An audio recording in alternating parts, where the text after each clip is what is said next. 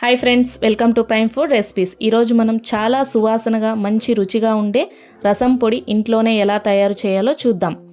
ముందుగా దీనికి కావాల్సిన పదార్థాలు: 1 కప్పు జీలకర్ర, 3/4 కప్పు మిరియాలు, 2 స్పూన్లు పచ్చెనిపప్పు, 2 స్పూన్లు మెంతులు, 2 స్పూన్లు ఉద్దిపప్పు, 4 స్పూన్లు ఉలవలు, 4 స్పూన్లు ధనియాలు, 4 స్పూన్లు కందిపప్పు, 9 ఎండుమిరపకాయలు, 3 రెల్లలు పచ్చి కరివేపాకు.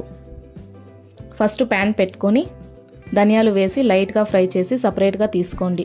తరువాత ఎండుమిరపకాయలు వేసి లైట్గా ఫ్రై చేసి సపరేట్గా తీసుకోండి.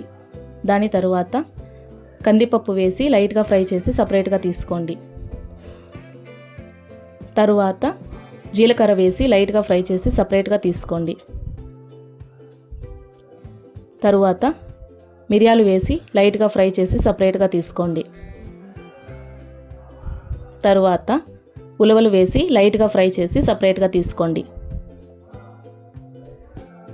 తరువాత పచ్చెనిపప్పు వేసి లైట్గా ఫ్రై చేసి సపరేట్గా తీసుకోండి.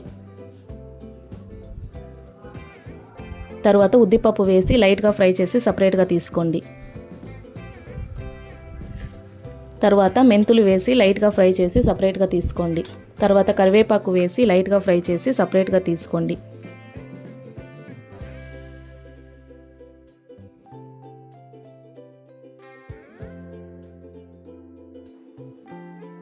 మిక్సీ జార్ తీసుకొని జార్లోకి వేసుకొని గ్రైండ్ చేయాలి.